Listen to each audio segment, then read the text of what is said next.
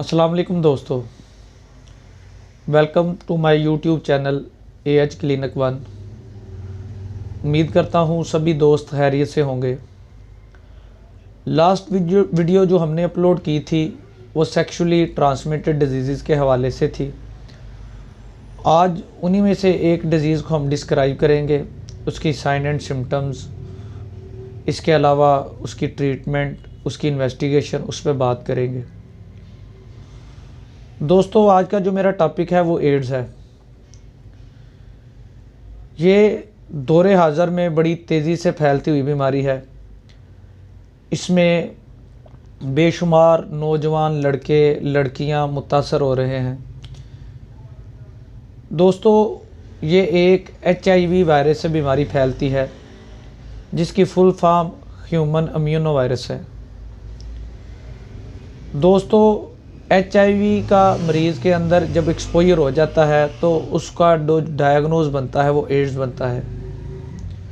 Ads की तारीफ़ ads का लफ्ज़ खुद ही करता है, एक्वायर्ड इम्यूनो डेफिशिएंसी सिंड्रोम। इसमें इंसान का जो मदाफ़ती निज़ाम होता है वो दिन ब दिन बतदरीज कम होता जाता है। जब इंसान का मदाफ़ती निज़ाम दिन ब दिन कम होता जाए तो उसको दीगर एनवायरनमेंट से जो बीमार करने वाले जरासीम होते हैं जल्दी अपनी लपेट में ले लेते हैं। दोस्तों, सिंड्रोम मुख्तलिफ़ अलामात के मजमूए को कहते हैं, मुख्तलिफ़ बीमारियों के मजमूए को कहते हैं। जब किसी इंसान का मदाफ़ती निज़ाम कम हो जाए तो दोस्तों इंसान मुख्तलिफ़ बीमारियों की लपेट में ज़रा जल्दी से और आसानी के साथ आ जाता है। अगर इस जरासीम के इंक्यूबेशन पीरियड की बात करें तो इसका ज़माना सरायत मुकम्मल तौर पे बयान नहीं किया जा सकता। बाज़ दफ़ा मरीज़ के अंदर जरासीम दाखिल होने के बाद साल हा साल साजगार हालात की तलाश में रहता है, अपनी कम्प्लिकेशंस आहिस्ता आहिस्ता डेवलप करता रहता है, और जब मरीज़ मुकम्मल कम्प्लिकेटेड हो जाता है या इस कम्प्लिकेशन में मुब्तला हो जाता है तो तब सिम्टम्स डेवलप होना शुरू होती हैं। इसके अलावा कुछ मरीज़ों के अंदर जब ये जरासीम का एक्सपोजर होता है तो उनके अंदर बड़ी माइनर सी सिम्टम्स डेवलप होती हैं जिसको एड्स रिलेटेड कम्प्लेक्स कहते हैं। लेकिन एड्स रिलेटेड कम्प्लेक्स एड्स से ज़रा कम पेचीदगी वाली बीमारी होती है।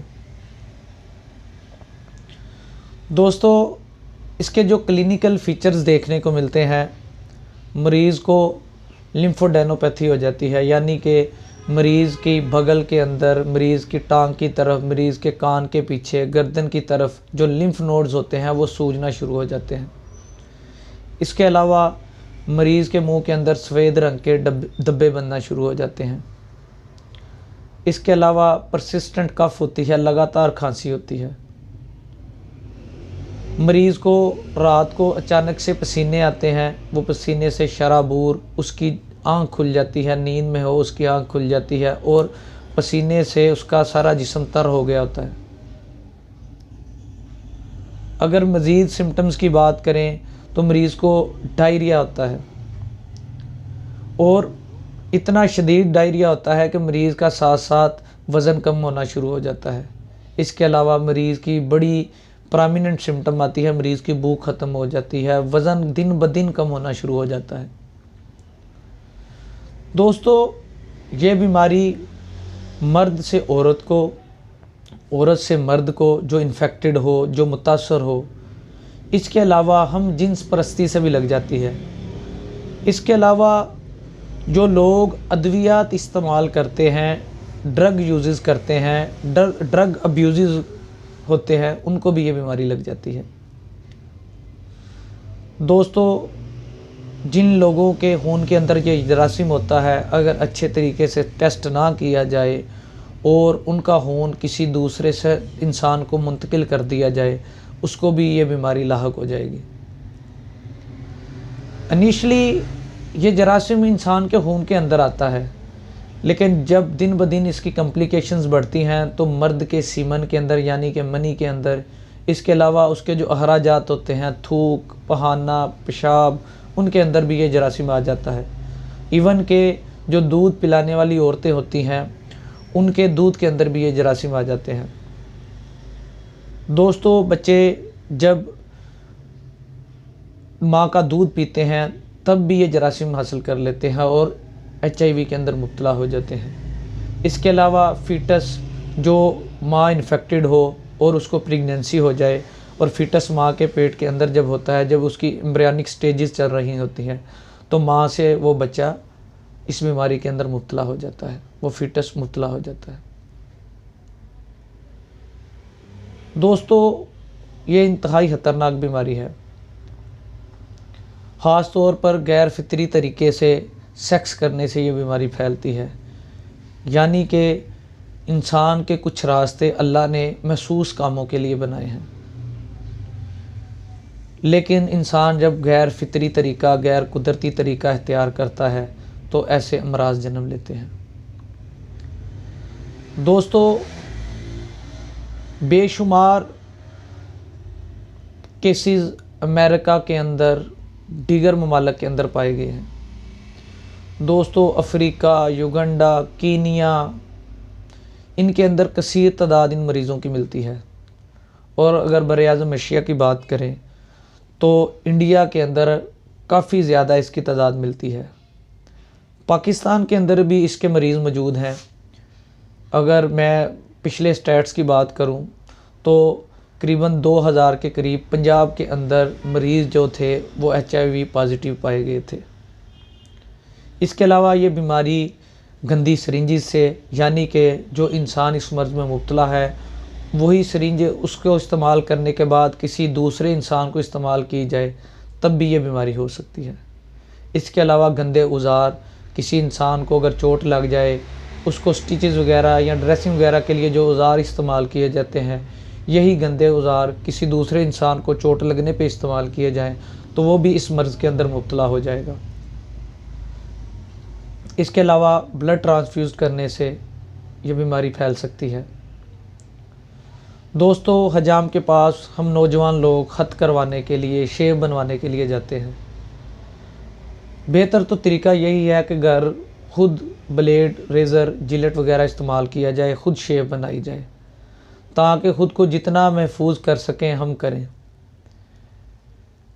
इसके अलावा अगर फिर भी आपको हजाम के पास जाने की ज़रूरत पड़ती है तो स्टरलाइज्ड रेज़र इस्तेमाल करें, या आप ये यकीन कर लें कि उस हजाम के पास स्टरलाइज़र मौजूद है, वो रेज़र को अच्छे तरीके से हजाम करने से पहले स्टरलाइज करता है। दोस्तों, चूँकि ये एक वायरल डिज़ीज़ है, इसके लिए स्पेशल एंटी एड्स ड्रग्स बनाई जाती हैं, जिससे मरीज़ का मदाफ़ती निज़ाम बेहतर रखने की कोशिश की जाती है, ताकि मरीज़ को जो दीगर बीमारियां लगती हैं वो ना लगे। अगर इसकी इन्वेस्टिगेशन की बात करें तो VDRL का टेस्ट करवाया जाता है, HIV स्क्रीनिंग टेस्ट करवाया जाता है। इसके अलावा न्यूक्लिक एसिड टेस्ट करवाया जाता है, जिससे कन्फर्मेशन हो जाती है आया कि मरीज़ एड्स के अंदर मुब्तला है कि नहीं। अगर मैं होम्यो ट्रीटमेंट की बात करूं तो उसमें अल्फल्फा, कलकेरिया फास, पल्साटिला, इस तरह की अद्वियात इस्तेमाल की जाती हैं जो इम्यूनिटी को बूस्ट करती हैं। इसके अलावा पल्साटिला का जो माइंड बिहेवियर है, कभी खुशी कभी गम वाला होता है, तो इसका जो HIV एड्स के जरासीम होते हैं इनका भी जो तरीक़ाकार है वो इसी तरह होता है। ये भी अपनी अशकाल तब्दील करते रहते हैं। दोस्तों, ये वीडियो नौजवान लड़कों के लिए बड़ी अहम है। हम जिन्स परस्ती करने से, इसके अलावा जो असमत फरोशी करती हैं औरतें, जो मर्द ये काम करते हैं, उनसे ये बीमारी जल्दी लाहक हो जाती है।